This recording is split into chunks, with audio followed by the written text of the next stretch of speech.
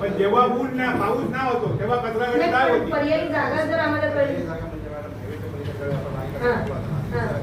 अच्छा तीच परत पण तिथे जरा गाडीचा प्रॉब्लेम आहे.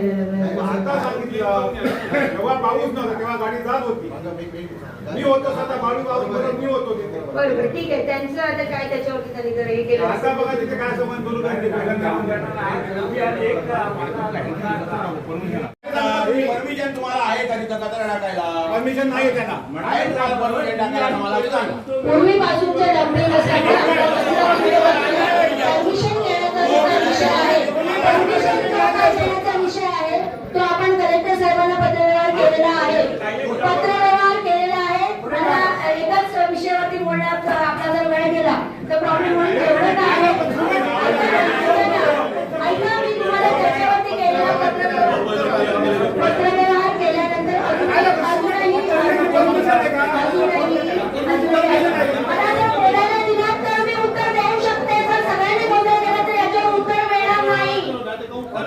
मी तेच सांगते पत्रव्यवहार आपल्याकडे 8 एकर किंवा 7 एकर जमीन असेल तर त्याच्यामध्ये तुम्ही ग्रामसभेचा ठराव मारून घ्या आणि तिथे त्याची शिफ्टिंग करा. त्यानंतर ती जागा आपल्याला मोकळी करता येईल. पूर्वीची परवानगी आहे का तुमच्याकडे?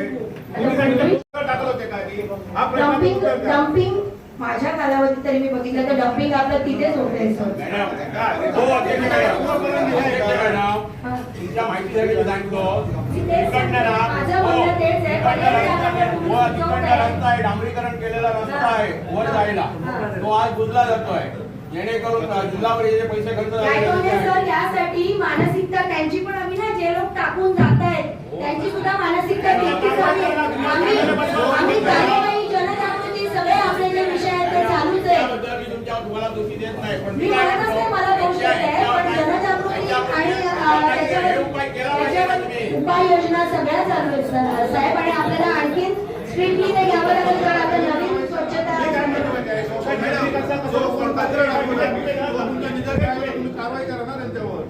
ते सुद्धा किती वर्ष झाली मॅडम? आम्ही त्यांना ज्या वेळेला आम्ही इव्हन ग्रामस्थांना सुद्धा सांगितलंय ज्यांना अशी व्यक्ती दिसत असेल त्यांचा व्हिडिओ, कारण आमच्याकडे पण प्रूफ लागतं व्हिडिओ किंवा आम्ही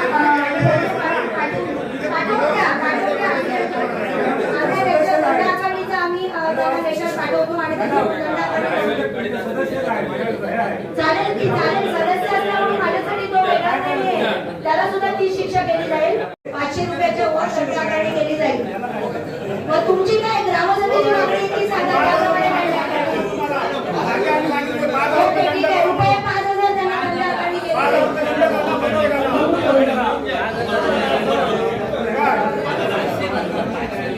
5,000 दंड आकारणी केली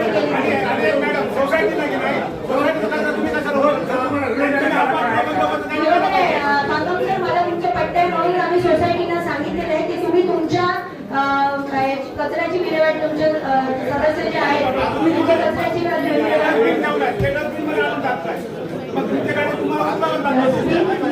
मी स्वतःही त्याला मान्यता माझीही नव्हती. मी त्याला सांगितलेलं की तुम्ही तुमचे जे काही डस्टबिन आहे ते तुम्ही अरेंज करा. माझ्या कर्मचाऱ्यांना तो लोडच होतोय खरं तर त्यांना आम्ही परत एकदा त्यांना नोटीस दिली जाईल. दुसरी नोटीस पोहोचवली.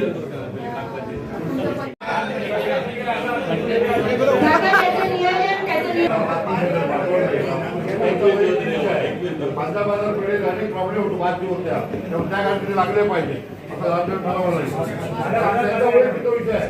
त्यांची तिकडे जायला पाठव ही ग्रामसभा ग्रामपंचायती आहे व्यापाऱ्यांची आहे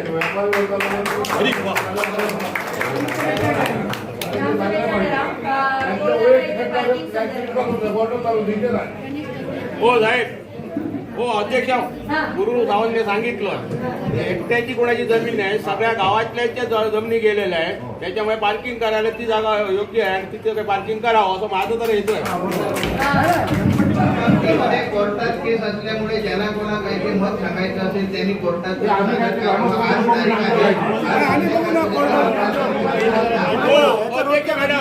कोर्टात जाताना सर्व शेतकऱ्यांना तुम्ही विचारलं होता काय?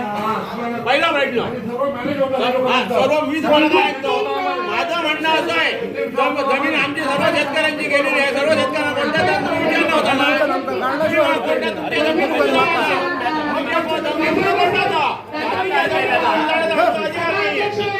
ग्रामसभेचा ठराव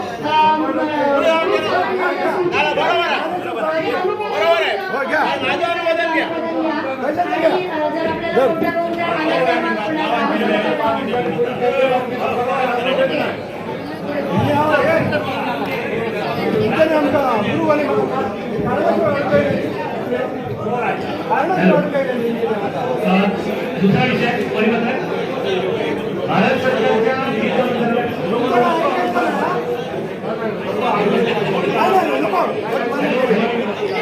भारत सरकारची जी अथॉरिटी आहे किंवा ती एजन्सी नेमकी ही सगळी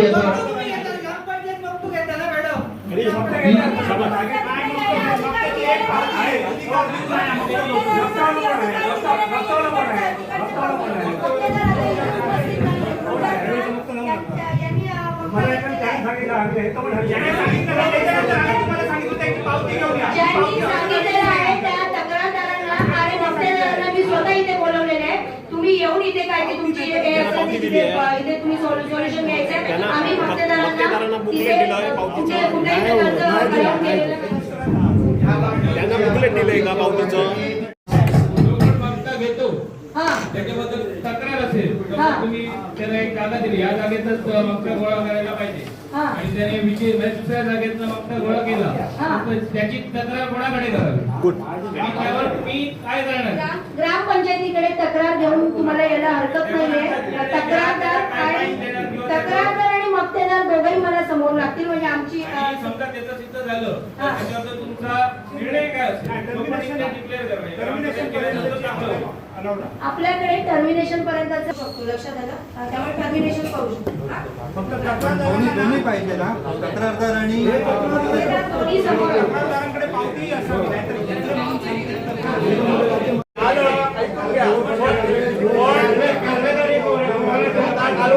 कालवा कितपर्यंत झालेला आहे कुठपर्यंत तुझं पाणी गेलं आहे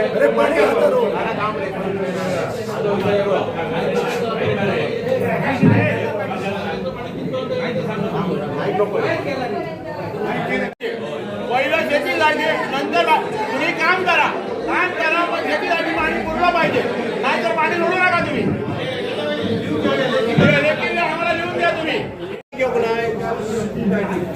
मग गाडी जाण्याची जागा उपलब्ध पाहिजे पण त्यावेळी तुमच्याच अधिकाऱ्यांनी सांगितलेलं होतं रस्ता तो रस्ता दुसरीकडे गाडी झोडको वाढवून आणि खड्डे पण गाडीपुढे माणसाला जाता येत नाही मग तुम्ही कालवा फोडलेला कसं बघणार पण त्याची अगोदर दुरुस्ती करा त्या कालव्याच्या बाजूने राहिला तुमच्या